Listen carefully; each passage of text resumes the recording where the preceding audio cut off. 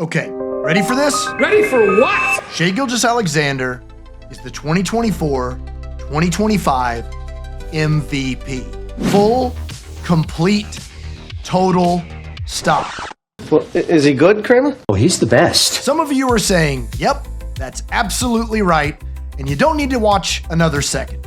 Some of you are saying, nope, this is wrong, and are seconds away from typing something new into your search bar and are only still on this video because you're currently in the comments typing a response to tell me I'm wrong. But hang on just a little bit. Let me explain it to you, and I think, while probably not persuading you, I can at least outline a very logical reason as to why if SGA does win it, it will be completely deserved and justified. Disclaimer though, what this won't be is a case against anybody. If you're pro Nikola Jokić, or pro Giannis, or pro Tatum, or pro Donovan Mitchell, or whoever, that's great, and tell me all the reasons why you think so. I'm willing to listen, but just give me a chance here too to tell you why I think Shai is the MVP and really should win it with a pretty dominant margin. So let's start here. How do you define MVP? What do you value for the most valuable player?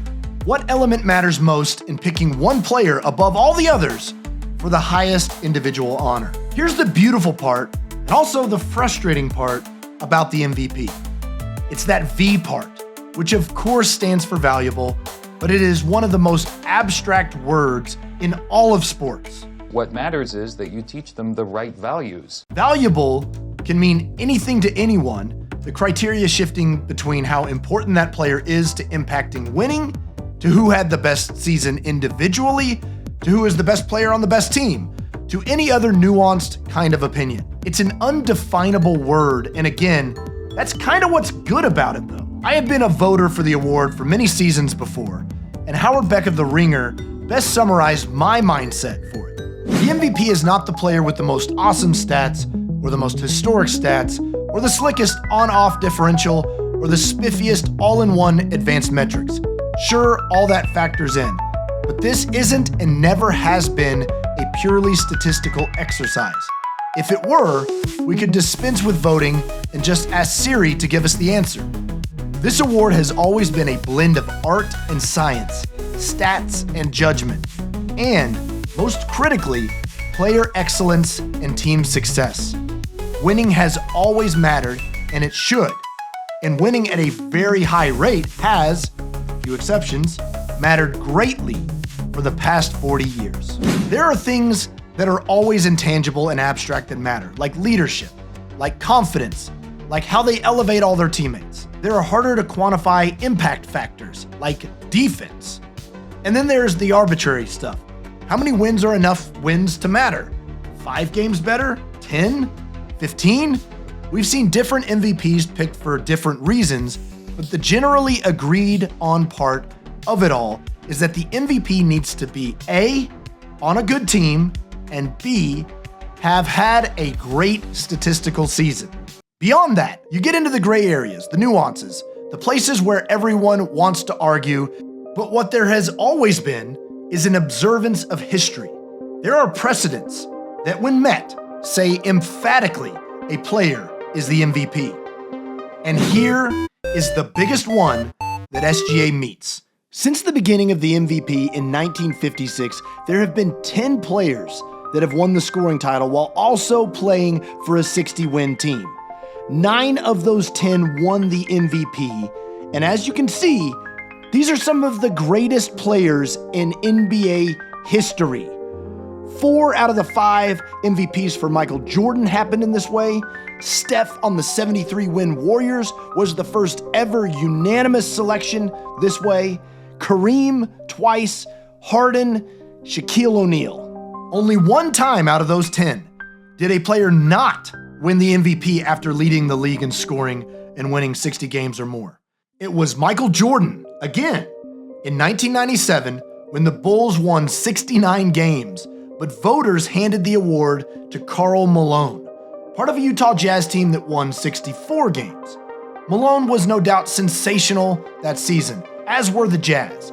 averaging 27.4 points a game and leading them to the top seed in the West. However, especially with the way the postseason went, that decision did not age well and is widely regarded as one of the great MVP mistakes there's ever been in voting.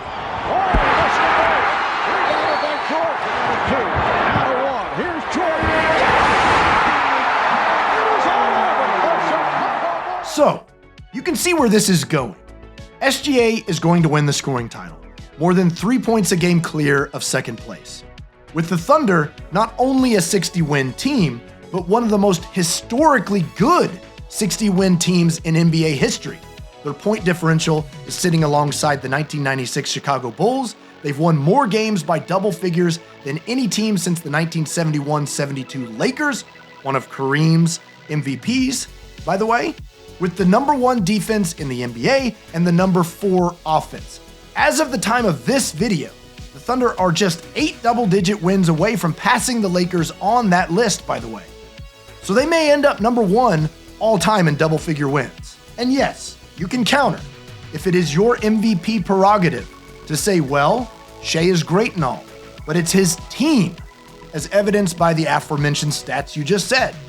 Very true. The Thunder, as a whole, are awesome. They are exceptionally deep, with another All-Star in Jalen Williams, the likely Defensive Player of the Year had he not gotten hurt in Chet Holmgren, the possible current Defensive Player of the Year in Lou Dort, along with 3 other great candidates to make all defensive teams, and a stash of terrific system-excelling role players like Caruso, like Aaron Wiggins, like Kenrich Williams, like Isaiah Joe.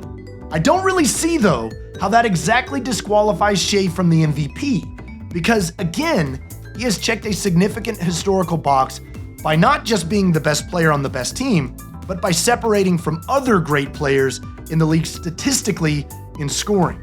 Some have seemed to latch onto this idea that in order to be the MVP, you must be unequivocally great while your teammates simultaneously suck. So thereby, your greatness overpowers the suckiness and you carry your team to wins. That is never as true as many try to make it sound, with every good team having players that bend to the roles to help elevate the group. No, not every team has all-stars and star power, but if it was just about how good you were in spite of your team, we'd be handing out the MVP to a lot more guys on 35-win teams. On-off numbers never really paint a great picture, because a lot of that is system-based and stylistic. When a player is hyper-heliocentric, they tend to over-influence the game, and the team drifts from the system built around them when they aren't on the floor. OKC, though, plays consistent basketball, whether Shai is on the floor or not. The ball moves, the game flows, players cut and pass in space and drive and excel. So it's actually the opposite of that idea. The depth and talent of Shai's team is really part of his overall case. While Shai has developed into one of the world's best players, he has astoundingly left air to breathe for his teammates to develop alongside him. Dub developed into an all-star in year 3. Isaiah Joe went from waiver wire cast-off to one of the top sharpshooting weapons in the NBA. 55th overall pick Aaron Wiggins became one of the elite system role players.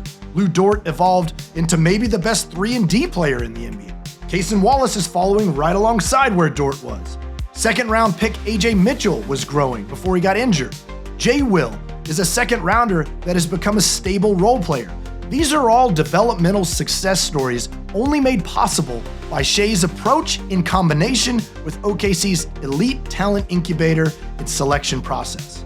The Thunder remain one of the youngest teams in the NBA and have seen substantial win-loss improvement year over year for now 3 seasons running.